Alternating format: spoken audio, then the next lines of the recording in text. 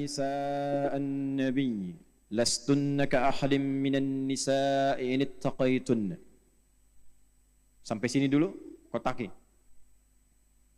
Fokus. Ada ayat 32 ya. Ya nisa'an nabi. Masih ingat ibu waktu kita belajar tentang nisa? Apa artinya nisa? Oh, kan lupa kan? Gitu tuh. Kalau sudah lupa tuh suka nggak ingat masalahnya tuh. Nisa itu bukan perempuan. Bukan wanita, nggak usah maksa. Nisa itu perempuan. Nggak pakai oh. Nisa itu perempuan. Kalau lagi kumpul. Nah ini ibu nih sekarang an-nisa. Ya, lagi kumpul. Kalau sendirian, masih ingat namanya apa? Mar'ah. Duh, saya ingetin lagi ya, supaya nggak lupa nih. Pokoknya kalau saya tanya lupa, saya selesai ceramah, saya nggak kesini lagi. Kalau sendirian, namanya mar'ah tuh, mar'atun. Kalau imra'atun tuh sudah menikah, ya, mar'ah. Dari kata muru'ah, sama dengan mir'ah, cuma beda harakat.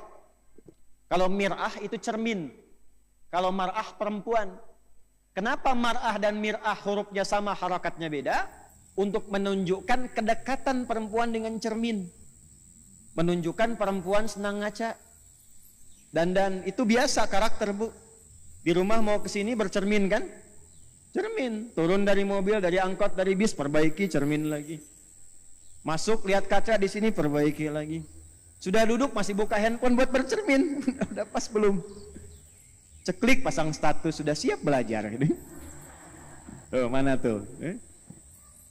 Tapi mar'ah juga dari kata muru'ah, yang senang tampil indah dan terhormat. Makanya wajar kalau perempuan senang keindahan dan kehormatan. Lihat suami mau berangkat pakai batik, agak kelipat, suami biasa. Tapi begitu terlihat oleh istri, sebentar. Perbaiki dulu. Ya, pot goyang dikit, rapikan lagi. Spray geser, rapikan lagi. Senang keindahan, tampil indah, itu biasa, itu wajar. Nah yang ketiga, mar'ah itu dari kata muru'ah, ini di ilmu psikologi juga ada. Sifat rasa yang dalam. Sifat rasa yang dalam. Jadi setiap apa yang didapatkan, tersimpannya di perasaan, bukan di pikiran. Itu beda dengan laki-laki. Jadi kalau laki-laki itu mendapatkan satu informasi pun yang tidak ideal, itu cepat dilupakan. Karena masuknya ke pikiran, datang yang lain, hilang yang satu. Perempuan sampainya ke hati. Ya, sentuhlah ia tepat di hatinya. Maka ia akan jadi milikmu untuk. Nah, itu masalahnya tuh.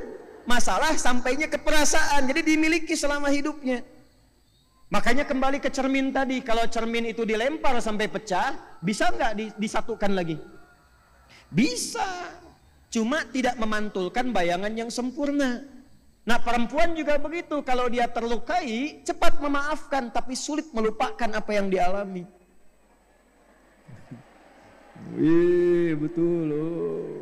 Kan bu ya? Pengalaman kalau ada masalah dengan suami begitu kan? Ya kan? Masalahnya tahun 2023 diungkit kembali yang tahun 1983. Papa itu ya dari dulu juga begitu tuh. Wah dulu waktu rekening listrik yang pertama tuh. Padahal kan lama kan. Nah, itulah mar'ah. Tapi kalau sedang kumpul bersama temannya, kumpul semua, maka dia berubah menjadi nisa namanya. Nisa. Ya, nisa itu perempuan-perempuan yang berkumpul. Nanti ada spiritnya di Quran surah keempat ayat 34. Kadang-kadang perempuan sependiam apapun, kalau sudah kumpul dengan teman-temannya bisa cerita. Kadang yang diceritakan itu yang seyogyanya tidak boleh keluar, harusnya disimpan, dia cerita. Memang diam di rumahnya, begitu kumpul, judulnya pengajian. Berangkatnya dari Lampung 4 bis. Nyampe ke masjid ketemu temannya yang tinggal di Bandung di Ranca Ekek. Kebetulan kenalan. Jeng, damang. Ya alhamdulillah. Ya, tabe pun. Ampun. Gimana kabarnya? Sehat. Keluarga anak-anak alhamdulillah sehat-sehat. Suami gimana? Di situ masalahnya. Cerita. Nah ini, ayat ini, Bu, kalau kita bacanya begitu, jadi ada ilustrasinya. Ini istri Nabi lagi kumpul. Lagi ngumpul nih, makanya disebut ya nisa an-nabi. Bukan 1, 2, itu maksud saya yang ingin saya sampaikan. Lagi ngumpul-ngumpul, ngobrol-ngobrol. Jangan sampai membicarakan Nabi. Jangan sampai berbicara seperti perempuan pada umumnya. Jangan sampai curhatnya tidak menentu.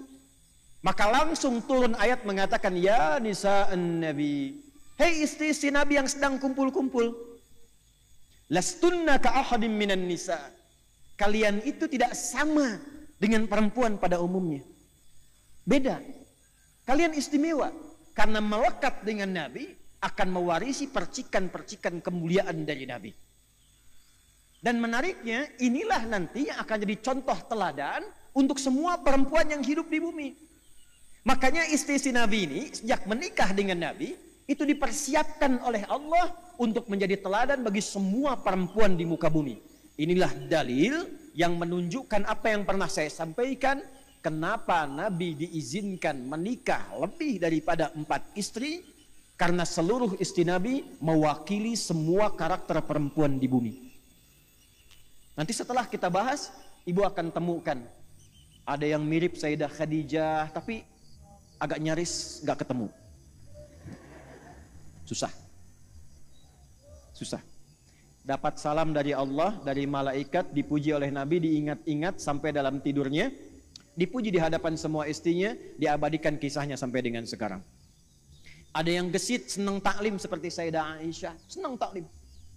Saat yang bersamaan senang olahraga, perempuan senang berkuda, senang manah, senang taklim. Ada yang senang bikin kue seperti Saudah binti Zam'ah radhiyallahu taala anha. Dikit-dikit lihat majalah ini ada kue, ada menu, masak. Ada kajian, abdi we nu masakna, tuh masak gitu. Ya, ada macam-macam pokoknya senang masak. Ya, sampai bikin orderan dan sebagainya. Nanti kita lihat. Ada lagi yang bagaimana? Yang fashion, senang tampil baik, tampil indah. Ada. Lihat model pakaian begini, pengen. Ya, diperbaiki, tampilkan lebih bagus, tampilnya bagaimana. Ada yang peduli dengan anak-anak, dengan lingkungan. Ya, kegiatannya sosial, santuni anak yatim, merawat beberapa anak. Ada yang senang perhatian pada pendidikan. Ngajar, bikin sekolah, bikin TK, akan ditemukan. Ya, yang cerewet juga ada. Nanti kita akan temukan. Nanti dalam pelajaran ini ibu cari kira-kira ibu mirip siapa? Itu. Jangan ketawa dulu. Nanti temukan ibu mirip siapa? Karakternya ditemukan. Kalau belum ketemu ikuti. Nanti bakatnya akan tampil, passionnya.